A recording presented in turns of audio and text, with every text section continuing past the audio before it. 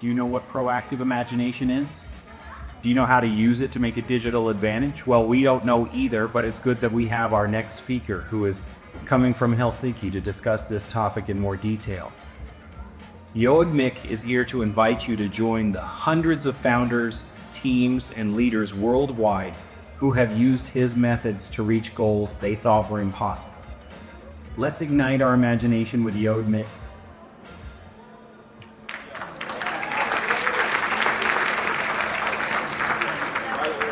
Good morning, afternoon, where are we now? So I'm Yoad Mick. Just one word on the last session that we heard. Thank you very much for this, Andreas. This was a beautiful, and this is really a follow-up on that. I sign off on everything you just said, the access to the hardware and everything. And this comes actually after 2 days that I spent training executives in Riga that have exactly that same issue of accessing their program to understand the possibilities, to stand with it, to use their imagination. So we really talked about a lot of things, and this is something, as I said, working all over the world. They see everybody has the same problem. And after we finished these 2 days, they said something very profound to me. You know what that is? They said that I don't smile enough. Yep. This is, I'm too serious about imagination. In fact, so serious that I even have this book that I'm gonna mention things from, and we're gonna talk about this later, so remember this. So you're gonna help me undo this thing. So, you're gonna help me? Not quite there. Are you gonna help me? Even the ones on their phone, and I see you. What are you doing on that phone? It's really interesting, isn't it? All right, so we're all gonna get up now. Get up. All right, and you're gonna follow me. Gonna help me do this. Everybody gets up, even the ones, oh, look at that. Some of them jump up, some of them slowly get up. Oh my God, what I'm asking you. Anybody feel cringy? Like, oh my God, what is he asking us to do? Don't worry, we're gonna get cringier. Cringe, by the way, is this feeling. Ugh. So, here we go. You follow me. Ready? But I want this enthusiasm, so help me, because I need to smile. I'm not smiling. Okay. So, say ha.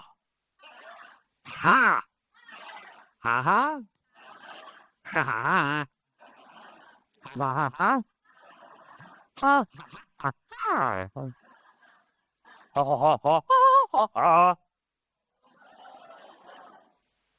Fine tune it, please. Ready? Ha ha ha ha ha ha ha ha ha.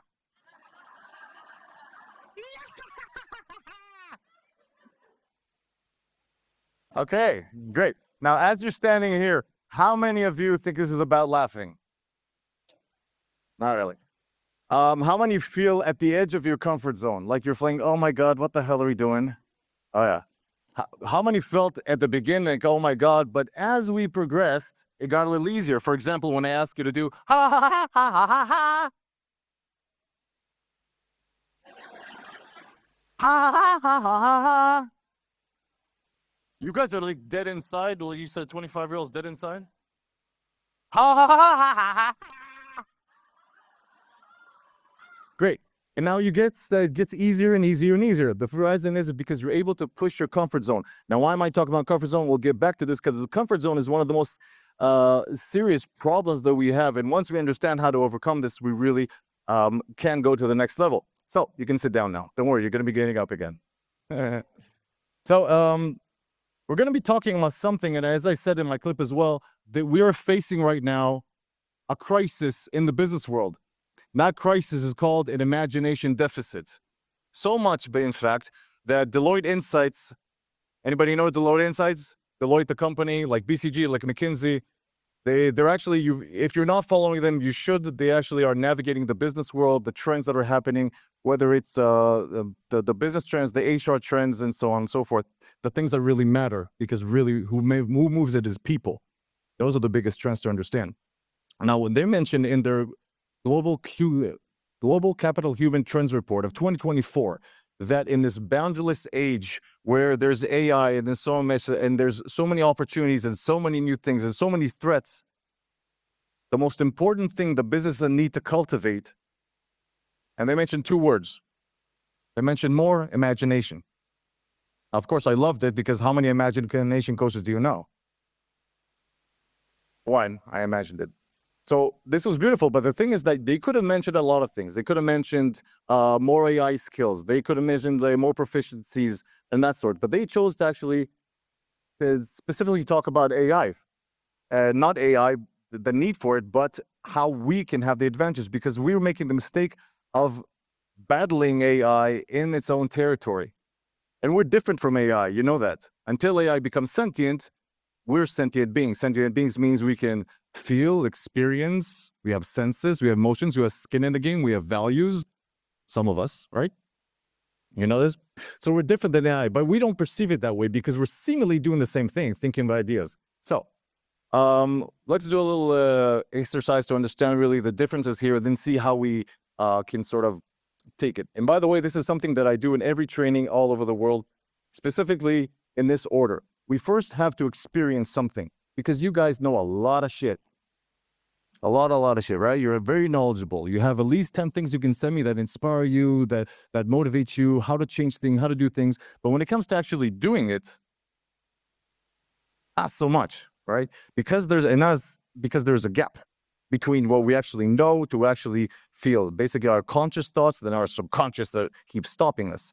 I hope you know the relationship between the conscious and the subconscious. Conscious you can control, the subconscious controls you, unless you understand how to use your conscious to bypass it. So let's understand. Let's all stand up again for a sec. If you want to join me, you can choose to. And look around you, the people who are standing up, the people who are sitting down. It's a choice. It's absolutely a choice. But it's really interesting, because you see, AI doesn't do that. One command goes up. We have this. So let's all think this. Well, let's imagine that we're all a startup. Okay? How many want to be in a startup? We're all a big startup. Amazing. And we both want to scale. We all want to scale. Now, you're the CEO. What are you doing? So we're in the startup. We want to scale. And now, so every one of you is actually an owner in this. And you're all product owners. And your ownership is your hands. Your hands are the products. Put them up. Let me see them. Those are amazing. Now, here's the logical explanation of how we scale. If we want to scale, we're going to have to collect as many high fives as possible. The more high fives you collect, the more we scale. Are you ready? Do you want to scale? Do you want to be successful? Do you? I'm looking at you. Right, if you want that. Let's go. On the count of 5, you're going to collect as many high fives as possible. You ready? 5, 4, 3, 2, 1, go. Go. Collect high fives for people. Go. Go. There you go. Go, go, go, go, go. 10 more seconds. Collect high fives quickly. Get up. Good. Go.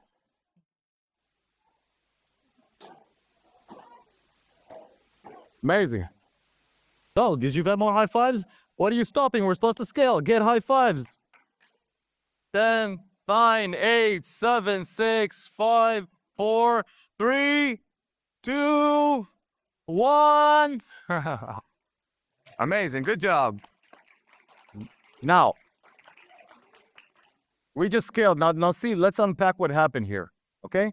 If I would have told the same task to AI, there would have been no question. It was a logical explanation, meaning if you told me that the way to scale is actually to do fives, he would have about 1 million fives already, or 10 million. He would out five the hell out of us.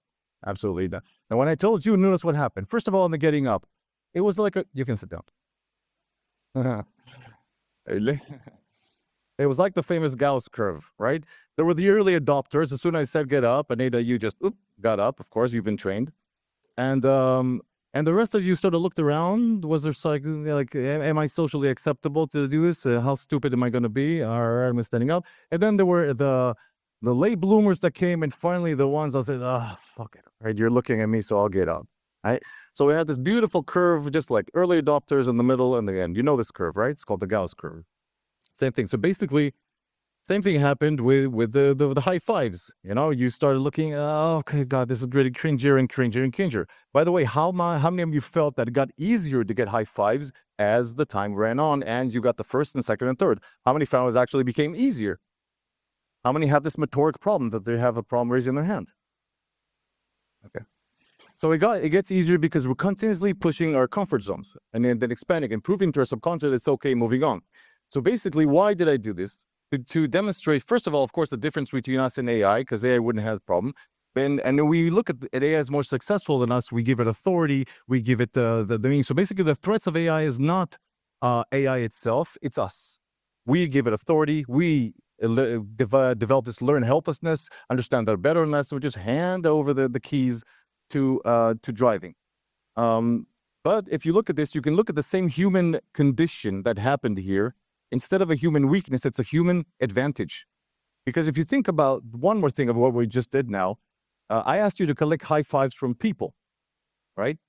And then if you look at AI, it would be very functional. Come to you, give me high five, give me high five, give me high five, give me high five, give me high five, give me high five, until he received it. He would do 1,000,000 times until he finally found people who did that. When you got up, and this is the second part of the human advantage, you used connection. You looked at people, you smiled at people, it's this little awkward little, I don't know what the hell we're doing here, but let's do it kind of thing, right? So you had a human connection. There was empathy, there was connection, and then you received the outcome. So basically, you were able to motivate people to work with you, to imagine the outcome with you, to do the process with you. This is something that AI, until it becomes sentient, cannot do. So this is our human advantage. You want, now that we got AI out of the way, how many of you want to learn how to really get into that human advantage? All right, so I'm going to talk to these people because you don't really. Okay, so I'm going to be sharing with you, time willing, I'm going to be sharing with you 4 opportunities that I gave myself at the beginning of this journey. And from that point on, I've been giving the opportunities to all the people that I train everywhere. So the reason I'm giving it first to me, because I really passionately believe in this. I see how it works for myself. And after I give it to me, then I can give it to you. Because we constantly try to give things to people that we don't have, promises we don't have, and continue to imagine what others are imagining about us, judging us, doing this. The simple thing is that I'm jumping all the way ahead, that when I train people to understand that, first of all, what are you giving yourself? How do you trust your own self, your own imagination, your own self-acceptance? From that point on is what I'm giving to you. And that means that I'm not defined by you, but I'm driven to give you. And we'll understand what that means a little later. So today I'm going to offer you 4 opportunities that I have here in this book. First of all, is gonna bust the better version myth. The second is going to be to discover the power of imagination. After all, this is what we do here. The third thing is to discover the power of choice and decision making. And finally, we're going to understand the mindset shift between reactive and proactive imagination. That sound good? Does that sound good? Thank you. A little motivation is appreciated. Okay, so the first one, the better version. How many of you, and try to fix these motoric skills, we're going to do this a lot. I'm looking at you guys. How many of you want to be the better version of yourself? Come on, who wants to be the better version of themselves? You, my friend, you want to be the version? I'm selling better versions. Do you want to be a better version? You don't? You're fine the way you are? Weirdo. Okay. How many want to be put your hand up if you want to be a better version of yourself. Exactly. You know why? Because right now you suck. Yep, that's the problem. And the problem is because this is the subtext of wanting to be at a better version. So continuing to the conversation before, what we've been taught, since the age of our cognitive functions working, we've been told, or specifically the school system, we've been told what the better version is, what we need to do to improve, to grow, to everything. So, and why were we told this? Many times because of really sort of good intentions. Like if I show you that there's a better version, you will work harder, you will have ambition to drive yourself and get better and get better.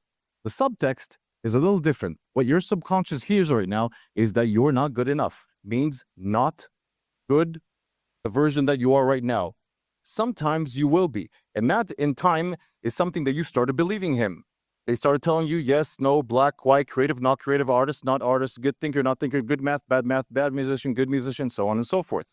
The more they did that, instead of inspiring you to grow, what you started believing it. You started believing the limitations that other people gave you. You started forming them blocks. And the more they repeated, the more these suggestions or words that stayed in the past did not belong to you anymore. Most of you are not 6 or 7 anymore, are you? Some of you? But if some of you used to be kids, which I think some of you were, we carry things with us that do not belong to us now. But because our subconscious is smart and we're survival-oriented, it picks it up. It doesn't care about the details. It cleans out the details. It takes the experience. It takes the cringe. It takes the danger of not being socially accepted, and failing and all that, and it carries it with us all on. So every time you go in the future and you notice something that feels a bit outside your comfort zone, it's because you learned that this is one of your limitations. When I asked you to get up and you're like this, because you know that if you get up once, maybe you will be ridiculed, you'll be laughed at, you'll be socially outcasted and so on. And therefore you don't. And you look for social proof. Oh, okay, we can get up. All right. Oh, a lot of weirdos here. And then I get up with them. So basically this is a learned condition. And why am I saying this? Because these are self-made choices. So I'm here to bust that. There is no better version. The better version is now. This is your better version right now. There is no better version. And why is that? Now, when I present this idea to the different people, I'm talking from juniors all the way to executives and people who are running like multi-million-dollar companies, it's all the same thing. And they all understand that once they really get into this, they understand a few things.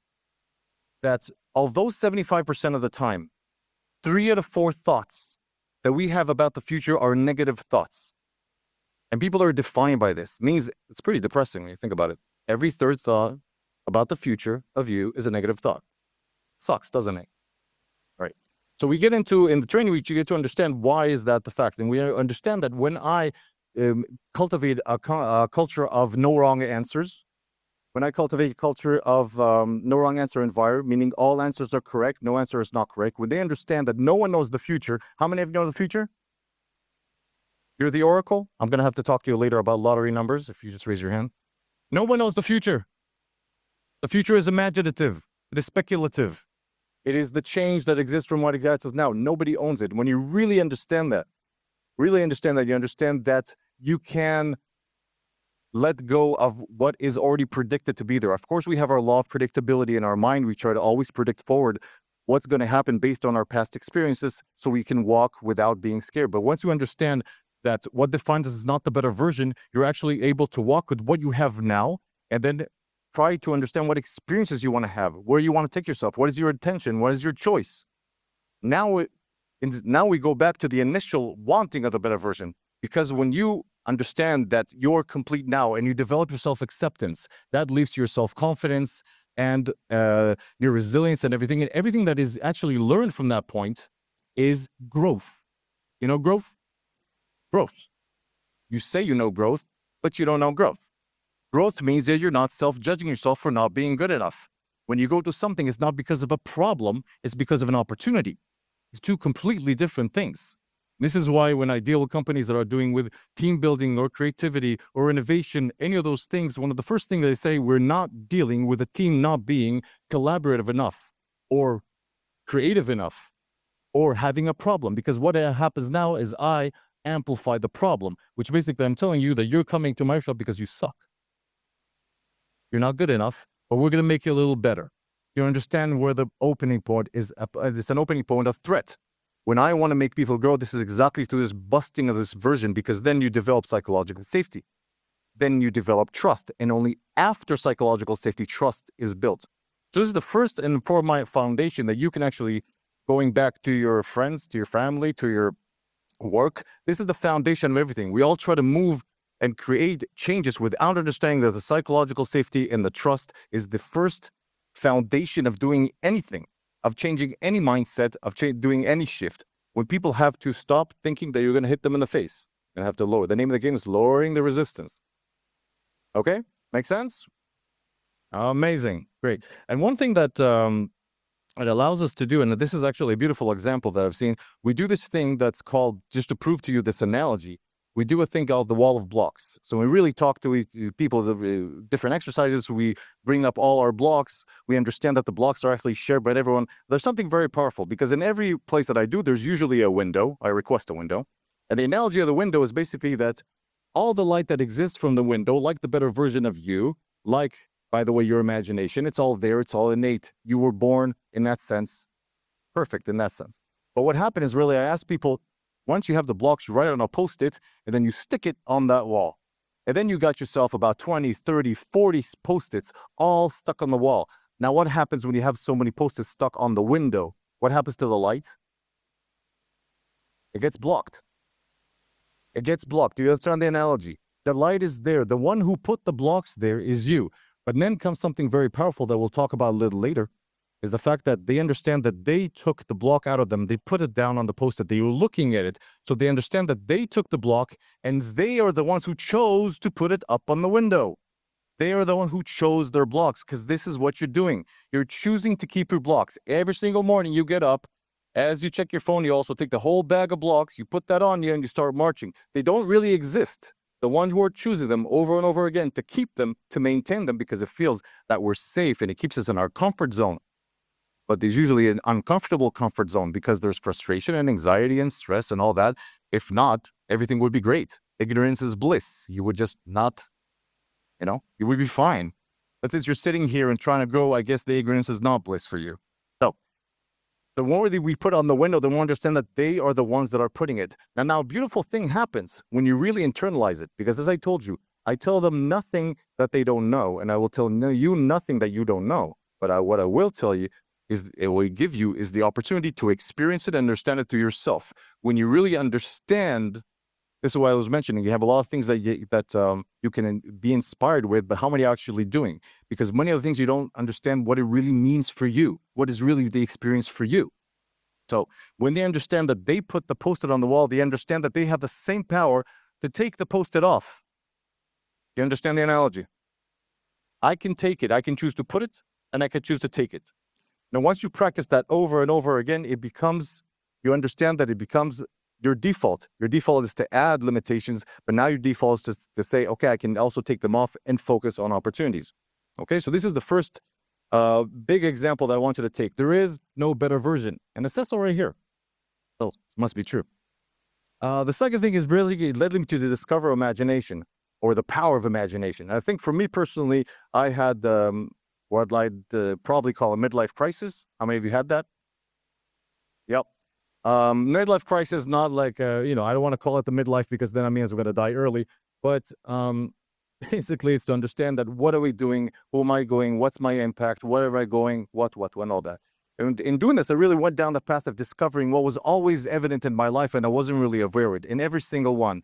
As an officer in the army, and as an ad man, as a CMO, as an actor, there was something that was always there for me that I couldn't quite put my finger on it. When I really studied, I understood that imagination was something that was always present. Now, I was working in creative industries, but it wasn't creativity. One of my personal heroes, Sir Ken Robinson, put it very nicely, that imagination is basically, creativity is actually imagination in action. Basically, when you can understand where you want to go, your imagination will set that point, and then your creativity and your knowledge will take you there. Most people think that it's creativity. No, creativity is one of the uses of imagination, but it is not the ultimate thing. It is a means to an end. You will write this. So I really did some research, and I understood that it was actually the one thing that was giving me wings when I was imagining through opportunities and be able to create changes and create brands and make people do things that are illogical with me towards a future that was crazy and impossible. And it was actually my biggest barrier, because I was using it in a very limiting way, thinking through limitations. I blocked my own path before I even started. I gave up before I even got to bed, and I had all the logical explanation why this is right true. Because as you noticed before in the experiment, this range that you have, we're all emotional creatures. Every single decision that you make comes from an emotional source. Even if you think that you're logical and you're very smart, every decision that you make, and I know this as an advertiser, is through emotions. That's why I was able to get people to buy shit they don't need. Because you're very logical, so I'll go for your emotions and your pain points. When I have that, then your logic will explain why this is the right decision for you, and you will make the purchase, right? So we're really constantly motivated. And even right now, when you connected with people and looked at them, you lowered boundaries between you guys, and then you got the high five. Why? Because you created that as the basic of a psychological trust. We're all emotional creatures. Otherwise, you would have turned around like robots and got done, sit. But you didn't, okay? So we understand that we're all emotional creatures, and we all have imagination. In fact, how many think that you're imaginative? Oh, wow. This side of the room really has an issue. We're going to really work with you. We're going to have a session later, all of us. So basically, by NASA research, they were looking at, there was was done back in the 60s, And long story short, they tried to find creative geniuses to join their company. And they tested about 1,600 kids to understand who will actually grow up to be that genius. And they found out that the most imaginative people on the planet, in fact, 98% of imaginative creative geniuses, you know how old were they?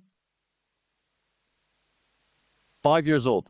5-year-old creative. So besides the child labor that didn't happen there, 5-year-olds are the most. Then they went for the fun of it, and they tested them a few years later, and during their elementary school, and then their high school, and finally as adults. And what they noticed is from 98%, it went to 12%, it went to 8%, and finally to 2%. So 2% genius level imaginative creative geniuses were left by their adulthood. Pretty depressing, isn't it? Basically, every one of them just understood that they have lost their imagination. They have not been able to, they're not imaginative, they're not creative, everything like that. Fact of the matter is that's not what happened, because your imagination is an innate skill. The fact is, because of age 5, you were limitless. You were creative geniuses, you were imaginative geniuses, you were able to innovate and create, and all these things that you want to do today. You were able to do that. And why do I mention that? Is because I'm trying to tell you that you can be the better version, be awesome, you still have a future. No. I'm telling you, you did it before. You did it before. And that's one of the key learnings that may really make the dying fall for most people, to understand that you've done this before. So if you've done this before, you can do it. Absolutely. Good job. So this is actually the power of imagination. Now, in researching this, I went to make a case for imagination. Okay, in the case for imagination, I went to all the visionaries, right? I went from Muhammad Ali all the way to Einstein, to my personal hero of Ken Robinson, all the way to Maria Montessori, and so many other physicists, Thomas Edison, whoever you want, the ones who really created the future before actually doing it, right? The ones who really changed the world. And I was looking to understand, what is their secret? And you know what I found out? Do you know what I found out? No. First of all, I understood that they had an imagination coach. That was a joke. Seriously. God damn. No, it's not that they had an imagination coach. They had actually the ability to do what 5-year-olds do.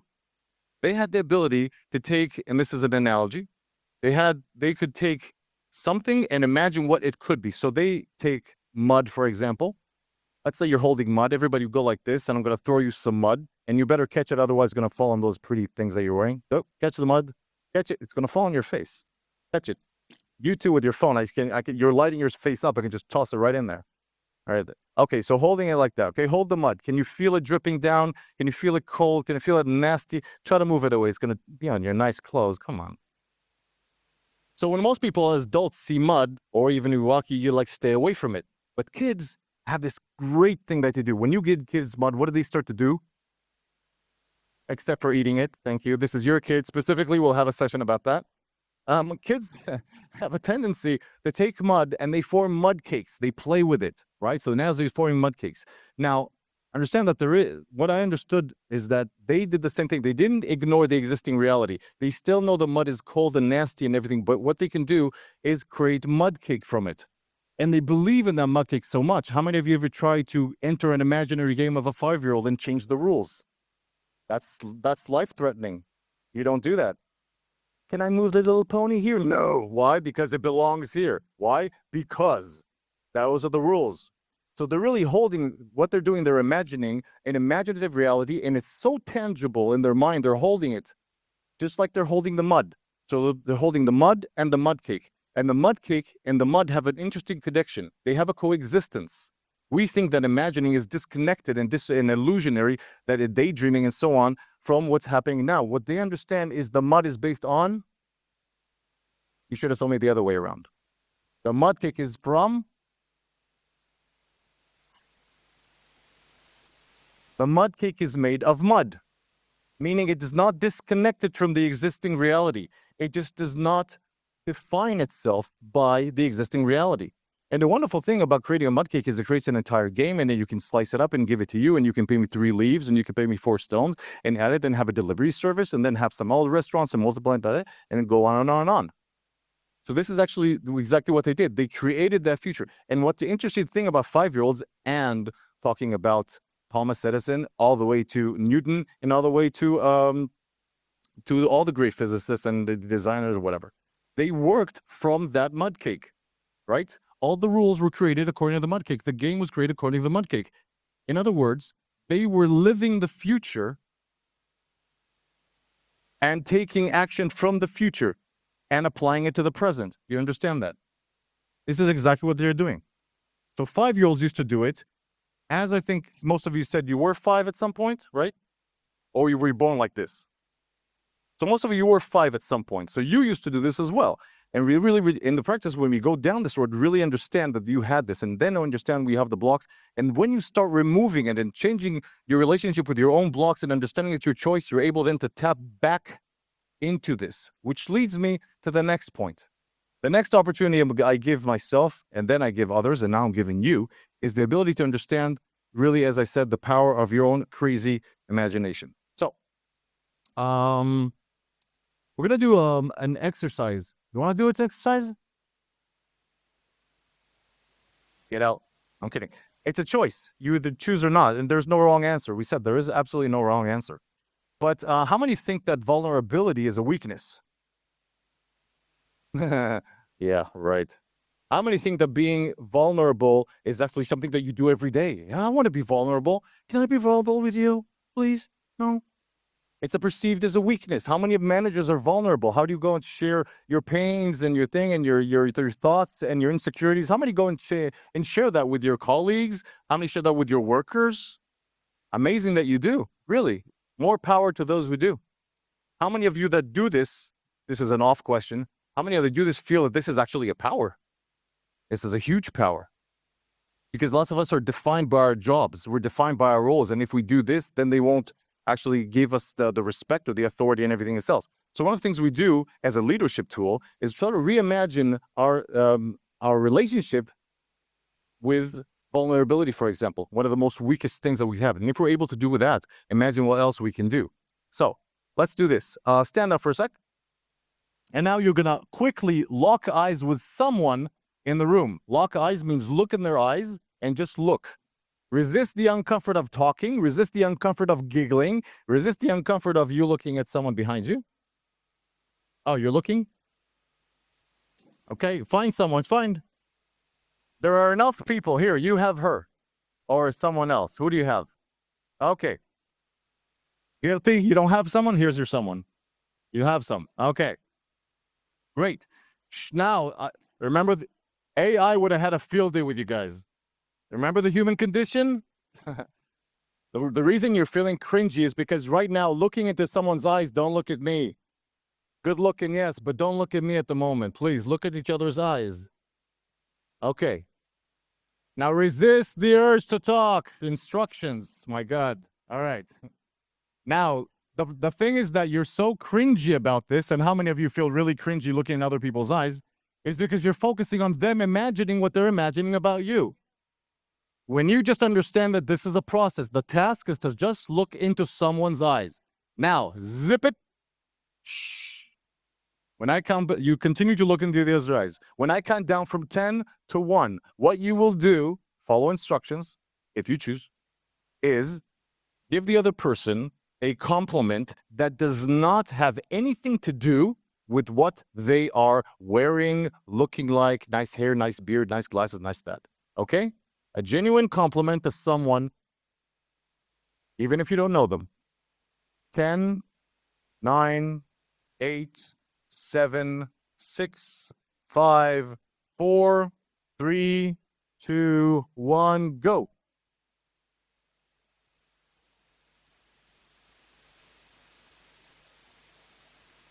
Did? Okay. Amazing. Good job. All right, first of all, give yourself a big round of applause for this. This was very hard. Now, amazing. Now, I want you now to try to give me some back info. How many of you felt that you just gave a compliment to someone without expecting a result? You just said that to that person without thinking what they're going to say. You just said it. Amazing. How many felt empowered, meaning good about yourself when you received a compliment? You did, didn't you? Right. How many think that the other person sucks right now because they're weak and they give you a compliment? How many think that?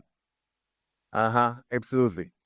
Okay, so let's break down, because what usually all the exercises that I come up with is as strange as playful it is. You can sit down. Come to prove a point. First of all, how many? I asked you how many like the experience, and you said yes. I like this. I feel powerful. I feel empowered. I feel like I got something. How many? I'll ask you one more thing. How many feel that you were actually, even though you don't know these people, how many felt seen? I mean, somebody like saw you and gave you something deep. Exactly.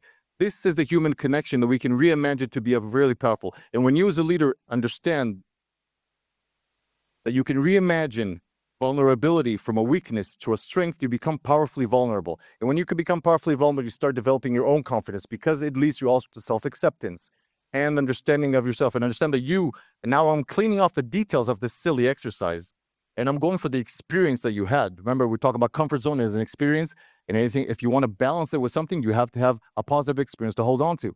So what you just did now, and I'm going to spell it out to you, you just you made a choice to bypass a resistance, because why the hell would you say something to that person? You could be laughed at, right?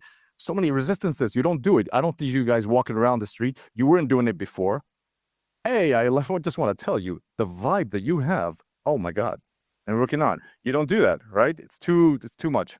So basically what you did is made a choice to bypass the resistance. And when you bypass the resistance, you went into the unknown and to the uncertain without expecting an outcome. You realize this? Now, if you could problem solve like this, and you can innovate like this, and you can lead like this, if you can relate to yourself like this, imagine what you can do.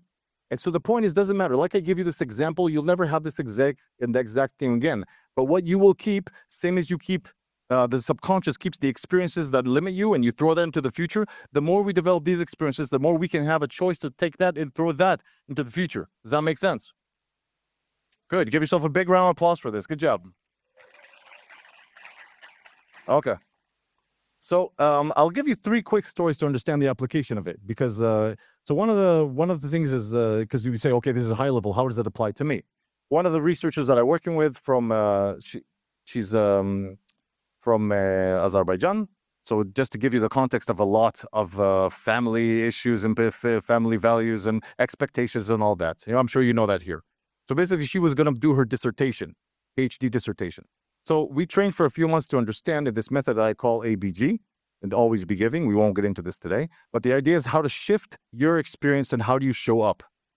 And so basically understanding that a dissertation is supposed to be, it's called a defense. Defense meaning that I'm sitting here presenting my 5 years of research, you're over here for 2 hours, and you're going to wreck and poke holes in this and take my 5 years and go, right? You do that. And this is how people go into it. They go into it nervous, they practice things, they go in with like that. It's a whole attack thing. Why? Because continuously be defining themselves by the situation. It's supposed to be scary, it's supposed to be horrible, it's supposed to be a hell, 2 hours is going to be ending, and then perhaps I hope that no one shoots it down. When we change the mindset, she came up here to be in a giving mindset. She asked herself, what opportunities do I give myself?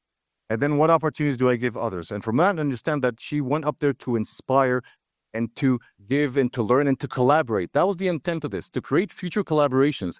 No one questions the research itself. I told her, okay, if someone pokes holes in your research, does your research suck? No, it doesn't. Then why do you treat it like that? So when you really understand that she made this shift and she went up there, she had 2 hours. That was just the most enjoyable thing. She got asked about her journey, about what her strengths and things that you don't get asked during the dissertation. Because she came to collaborate, and every question that was there, she turned and heard through her prism of growth, and it was a beautiful question. And literally, this is the same thing that I'm doing with you right now. I'm not defined by any of you, but it's not because I don't care about you. Moreover, by being certain, understanding my own imagination, my own opportunities that I give myself, I allow myself this crazy thing called empathy. Empathy is the ability to let other people be themselves and take them in without letting them define you. Okay, you understand that also when it comes to customers and to partners and to other colleagues and whatever. It's all there, because personal development and professional development, they go hand in hand. So when you really understand that and internalize that, it shifts everything. It shifted it for her. And of course, long behold, the dissertation ended and she had continuous talk to create collaborations for the next research. Okay. And the other thing is, like, how many of you are startup founders? I work a lot with startup founders, especially deep tech. Why I'm saying deep tech? Because the researchers, they come from the lab rats, very introverted. How many consider yourself to be introverted? It's pretty funny that you raise your hand if I ask you who's an introvert and they raise their hand. You see the paradox right there. So basically, the idea is like this. They go to a conference such as this, okay? And the point is to be interacting with people, right? Why the hell go to a conference? They go to the conference and they stand like Darko on the side. I said, okay, is this? And I asked them, why do you do that? Do you understand logically what the intent of the conference is? Absolutely. Do you understand that unless you do that, you don't get funded? Absolutely. So far, like AI. Yes, I understand. Perfect. Perfect answer. Thank you for saying that. Okay, just like. And then I said, okay, why didn't you do it? Then they pull out the introvert card and say, oh, because I'm an introvert. I said, that's great.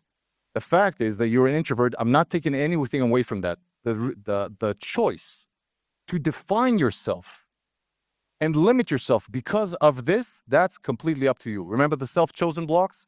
Remember the safe limitation, the self-made limitation? That's all you. Now, when they understand that, I said, okay, that doesn't mean that you suddenly become an extrovert. Like, hey, how you doing? This is my business. Can I talk to you about my business? Let me talk to you about this. You want to invest? No, they don't become this, okay? That's a little psycho. But they don't do that. That's not saying anything about me. I'm just saying.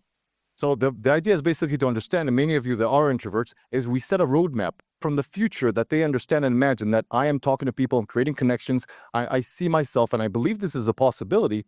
Then I'm able to go, great. So what is the roadmap? What decision do I make from that future right now to sort of create that thing? Because everything is a decision. Everything is a decision. We'll talk about that in a second. And what they do actually is great. So the first task is to look at 5 people in the eye. And look away. That's it. If you did that, you push your comfort zone just a little bit. You say, okay, that's possible. The sky didn't fall. People didn't ridicule me. I wasn't cast out of the tribe. Next. Then I say, great. You walk up to a conversation. You just stand there and say, can I join? That's it. And we do that. And then come shake hand, come say this. So there's a roadmap to doing this. But every decision that they make is from that future that they are creating it. So they're not making decisions from limitations. They're creating decisions from opportunities. There you go. Good job. So basically that. So it leads me actually to the next point. So it says the next point is really the about power of choice and decision making. And so as I told you, they're making a choice. Now, why did I come to understand this? Because I watched Star Wars. Anybody you watch Star Wars? Long time ago in a faraway galaxy? No. Anybody know Master Yoda? Small guy?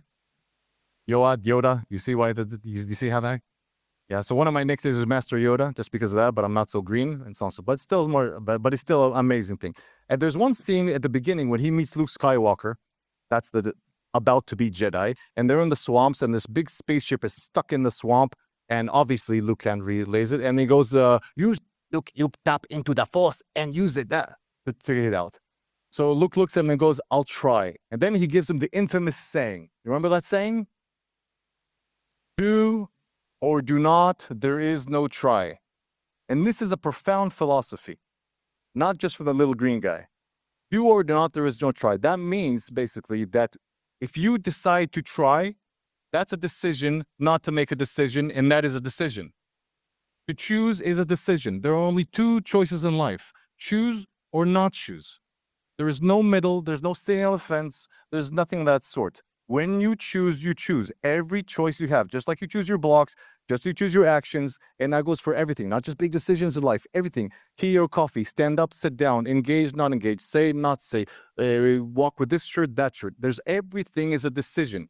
And when I really understood that, I understood that there's a choice.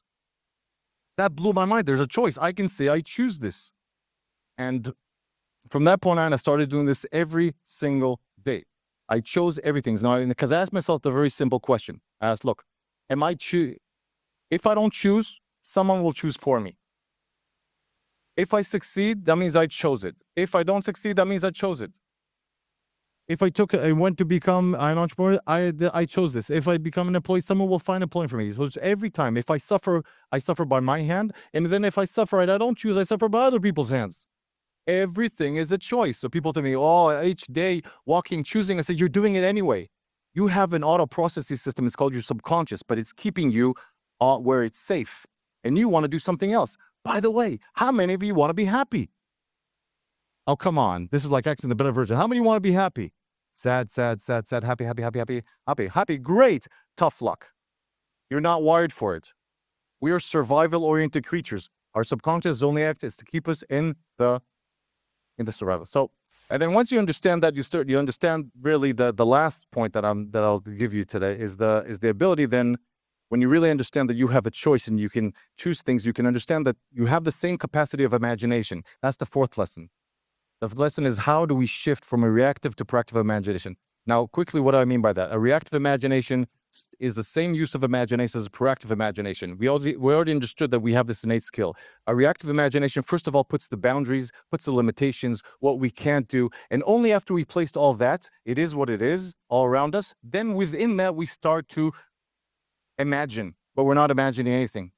We're not imagining. We're, at the best, we're being creative. But this is exactly how a large language model works. Basically working within the existing and continuously to gather more, but only within the existing, never leaping out. So we're basically, to understand in a reactive imagination mindset, that this is our default, is the same way the AI works. And this is why we have no advantage on it in this court. It's like a David versus Goliath thing. You have to use different means. The shift, when you understand that you have a choice and your imagination is according to the better, you're already the better version, and all the process that we do, you'll be able to become proactive. And this is everything that I described up to this point. Being proactive is to imagine and believe in the possibility of a future that is not defined by existing limitations. And when you can imagine that future and believe in it, means connect emotionally and logically to the experience of the future, not the outcome, because you're not oracles, the experience of what I want to have the future, then every decision that you take will be from that future. This is why Elon Musk, whatever you think of him, is so successful. Why? Because he's right now in his mind, the possibility of sitting on Mars in a cafe drinking coffee with Martians is his reality. And from that point, every decision is made, because you're all making decision from some point. So proactive imagination sets the future, lets you believe it, lets you work on that future. And to those of you who ask, why am I walking with this thing? This is the book that's coming out. This is the book that I'm living as a possibility. Absolutely. When is it going to come out? I have no idea. How am I going to do it? No idea yet. I'm still collecting things. But walking with this in my hand reminds me to proactively imagine. So I'm developing a behavior, for example, many other behaviors as well. From this mindset, I solidify with the behavior, walking around, looking at this, telling you about this. I create accountability to myself. I create my own future, believe in it so strongly that every decision that I make today comes from this future, from the future of this and so many other things that I aspire to. But the reason to take exactly this weird thing called imagination and actually make a career out of it, even that on a small scale, at the beginning, everybody's telling, the fuck you talking? You come from creative industries, stay creative. Stay this. Don't talk about this. And some of you of entrepreneurs know this, that you have to believe it's so hard.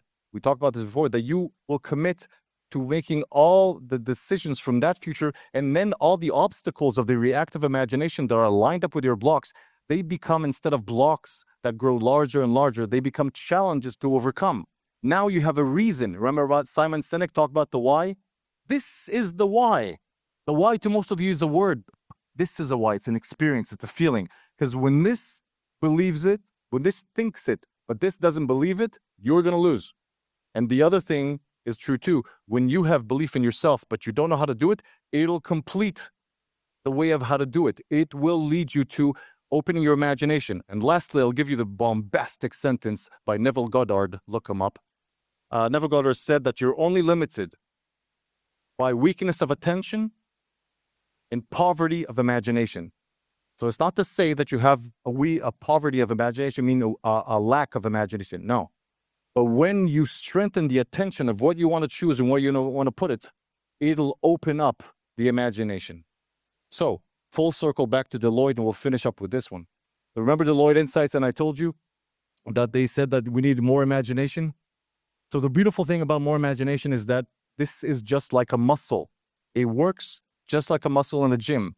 You continue to push it in incremental steps, and slowly and surely get stronger and stronger and stronger and stronger. And once you do that in a gamified area, through the experience, it becomes so strong, like a muscle, that you can use it for anything. When your muscle is strong in the gym and this is great, it's not just to go like this, oh, look at my muscle, right? You can use it for so many other things. Carrying groceries, playing sports, looking sexy, being healthy. All these things can be applied for the same muscle that you train. Does that make sense? Same thing happens with our mental skills. We just think that it's in our head, so we can't feel it. It's trainable. So this is exactly what Deloitte said. The imagination deficiency is actually strengthened by curiosity, empathy, observation, and all the different things that make up our imagination. And guess who can do that? Absolutely. So feel free to talk to me about that. This is exactly how you do it. And this is how you take the leap. So full circle back to Albania's future. This is where if you can see and believe in that future, it will help you actually overcome all the challenges that others will tell you that exist. So thank you very much.